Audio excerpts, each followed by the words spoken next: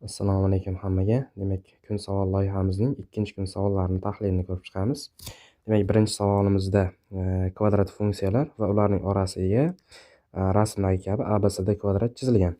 Demak, bu kvadratning yuzasini topishimiz kerak. Dastlab B nuqtaning, demak, absissasini A deb oladigan bo'lsak, bu nuqtaning, demak, ordinatasi 1 ga teng bo'ladi. Chunki mana bu parabolamiz 1 minus x kvadratning grafiga. Demak, x ga 0 qo'ygan paytimizda 1 dan o'tish kerak. B nuqtaning absissasi A ga teng bo'ladigan bo'lsa, A nuqtaning absissasi demak bizda minus A ga teng bo'ladi. Chunki ABCD bizda kvadrat edi. Xo'sh, demak, AB masofani topib qo'yadigan bo'lsak, bizda AB masofa jami uzunligimiz demak 2A ga teng bo'lyapti. Ana endi C nuqtaning ham absissasi demak B nuqtaniki bilan bir xil bo'lyapti. Uniki ham A ga teng. Ordinatasini topmoqchi bo'lsak, demak, x ning o'rniga mana bu ikkinchi parabola y teng 9 minus x kvadrat parabolaga x ning o'rniga a qo'yamiz. Shunda bizda ordinatasi 9 minus a kvadratga teng bo'ladi. Demak, belgilab olamiz. Ordinatasi 9 minus a kvadratga teng. Ana endi mana shu yerdan BC masofani topishimiz mumkin. Demak, BC masofamiz bizda 9 minus a kvadratdan 1 ni ayrilganiga teng. Ya'ni 8 minus a kvadratga teng. Demak, BC masofa kelib chiqyapti 8 minus a ning kvadratiga teng chiqdi. Ana endi mana shu kvadrat bo'lganligi uchun AB va BC masofalarini bir-biriga tenglaymiz. Demak, AB teng BC ga. Demak, tenglashtiradigan bo'lsak, 2a teng bo'ladi 8 minus a ning kvadratiga. Bundan a ning kvadrati minus 2 plus 2a minus 8 teng 0 tenglama hosil bo'lyapti. Tenglamamizning yechimlari demak a teng minus 4 va a teng 2. Demak, a teng 2 ni olamiz. B nuqtaning demak absissasi 2 ga teng chiqdi. AB masofani topadigan bo'lsak, ya'ni kvadratning tomoni kelib chiqyapti. 2a ga teng edi. Demak, 2a bizda 4 ga teng. Ana endi kvadratning yuzasini topib qo'yadigan bo'lsak, 4 ning kvadrati bizda 16 ga teng chiqyapti. Demak, D javob bizda to'g'ri bo'ladi. Ikkinchi savolimiz, demak, m va n natural sonlar uchun i kubi 24 ga teng. Demak, ikkita sonning i kubi 24 ga teng bo'ladigan bo'lsa, ikkala son ham 24 ga bo'linishi kerak.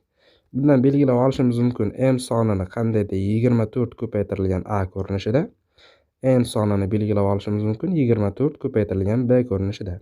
Bunda a va b sonlarimizning i kubi, demak, a va b ning i kubi bizda 1 ga teng bo'lishi kerak.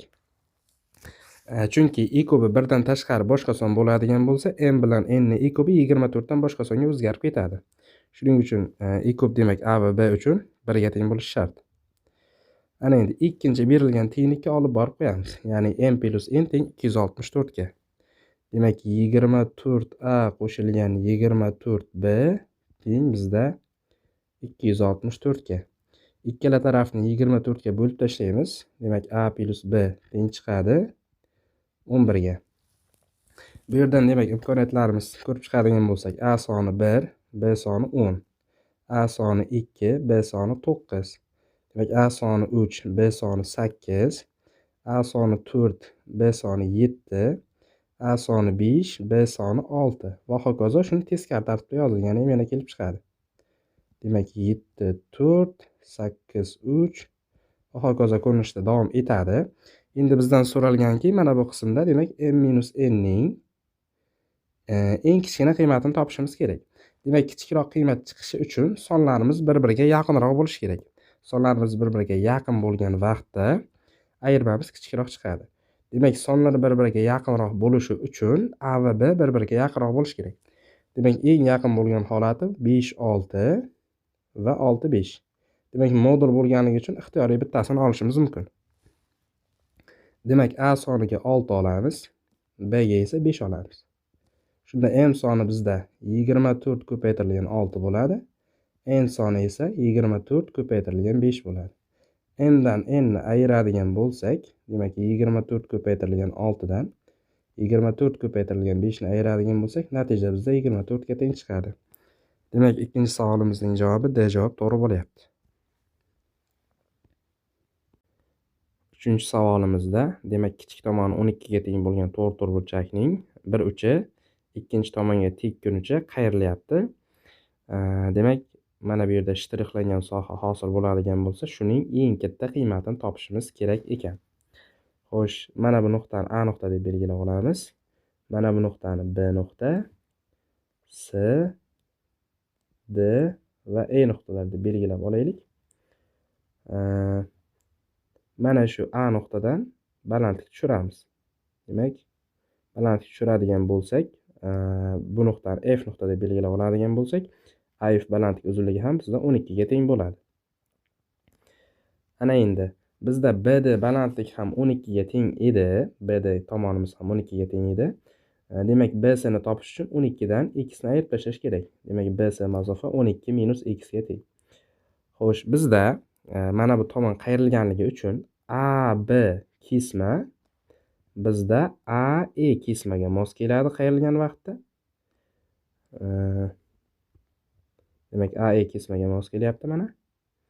Va xuddi shunaqa BC kesma, mana bu yerdagi BC kesma demak, mana bu yoqdagi CE kesmaga mos keladi. Demak, BC kesma va CE kesma bir-biriga mos kelyapti buklagan vaqtimizda.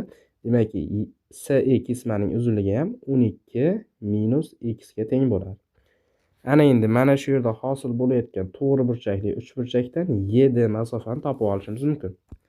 Demak, YD ning kvadrati teng bo'ladi 12 minus x ning kvadratidan ayirib tashlaymiz x ning kvadratini. Demak, 144 minus 24x hosil bo'ladi.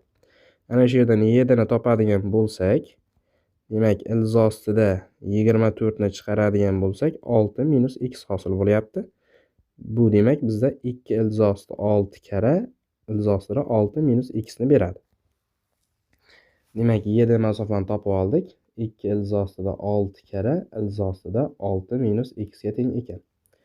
Xo'sh, ana endi AIF uchburchakka qaraydigan bo'lsak, mana bu burchakni alfa deb belgilaymiz.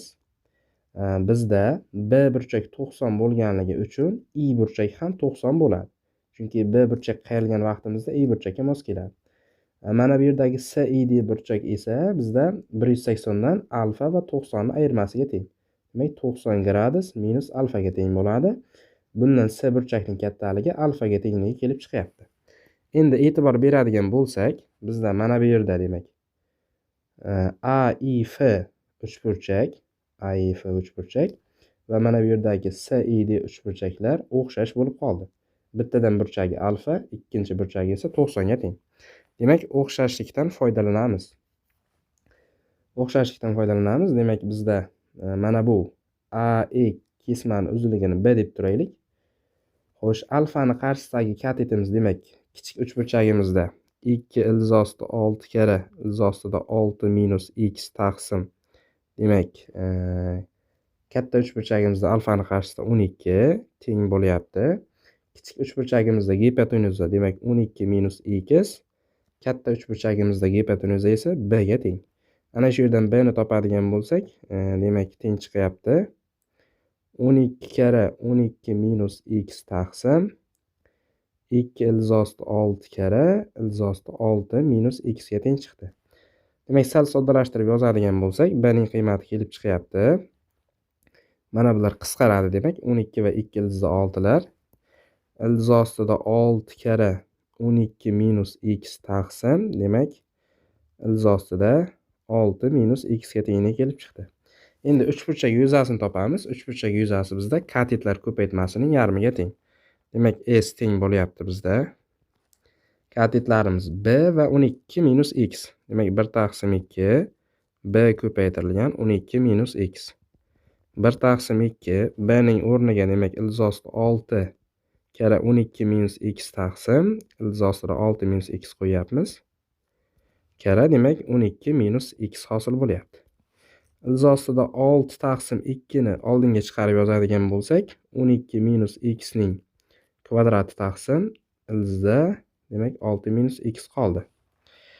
Xo'sh, demak, bizda yuza x ga bog'liq holatda chiqdi. Buni x ga bog'liq funksiya deb olib, mana shu funksiyaning eng katta qiymatini topamiz. Demak, s'dan yuzadan x bo'yicha hosil olamiz. Demak, ildizosi 6 taqsim 2 oldinda turadi. Suratdan hosili, demak 2 karra 12 minus x ko'paytirilgan minus 1 ko'paytirilgan mahrajimiz ildizda 6 minus x minus demak endi suratni o'zi mahrajdan hosili 1 taqsim 2 ildizda 6 minus x karra, demak ichkaridan hosili minus 1 bo'lyapti. Taqsim bizda mahrajning kvadrati 6 minus x ni beradi. Teng, soddalashtirib yozadigan bo'lsak, 12 minus x ni qasdni tashqariga chiqarib yozsak bo'ladi. Mana bu yerda ham bor 12 minus x, demak bu yoqda ham bor 12 minus x. Qasdni tashqariga chiqaramiz. Ildizosida 6 taqsim 2 12 minus x taqsim 6 minus x qasdni tashqariga chiqdi. Qavs ichida qolyapti minus 2 ildizda 6 minus x va qo'shilgan 12 minus x taqsim, demak 2 ildizda 6 minus x qoldi. Ana endi buni 0 ga tenglaymiz. 0 ga tenglab, demak tenglamani yechadigan bo'lsak, mana bu qism bizda 0 ga teng bo'lishi mumkin emas. Chunki bizda x 12 dan kichkina son. Demak, ikkinchi qismni, ya'ni ikkinchi qismimiz bizda mana bu tarafni 0 ga tenglab yechamiz. 0 ga tenglab yechadigan bo'lsak, umumiy mahraj berib yuboramiz. Demak, minus 4 karra 6 minus x qo'shilgan 12 minus x teng 0 ga. Demak, bizda hosil bo'lyapti 3x teng 12 ga. X topadigan bo'lsak, 4 ga teng chiqdi. Ya'ni x teng 4 bo'lganda, 4 dan katta son qo'yadigan bo'lsak, funksiyaning hosilasi demak manfiy chiqadi. 4 dan kichik son qo'yadigan bo'lsak, funksiyaning hosilasi bizda musbat chiqadi. Ya'ni funksiya o'zining eng katta qiymatiga erishgan bo'ladi. Demak, maksimal qiymatga erishyapti. Ana endi o'sha yuzani hisoblab qo'yamiz. Xo'sh, bizda s teng ildizosida 6 taqsim 2 ko'paytirilgan. Demak, x ning o'rniga 4 qo'yib yozadigan bo'lsak, mana bu yuzani ifodasida, mana bu yoqda yuzani ifodasi bor edi. O'sha yerga 4 ni olib borib qo'yapmiz. Demak, 12 dan 4 ni ayirsak 8 ning kvadrati taqsim ildizosida 2 hosil bo'lyapti. Demak, 64 ildizosida 6 taqsim 2 ildizosida 2, bu bizda 32 ildizda 3 ga teng chiqadi. Demak, yuzamizning eng katta qiymati 32 ildizda 3 ga teng ekan. A javob bizda to'g'ri javob bo'ldi.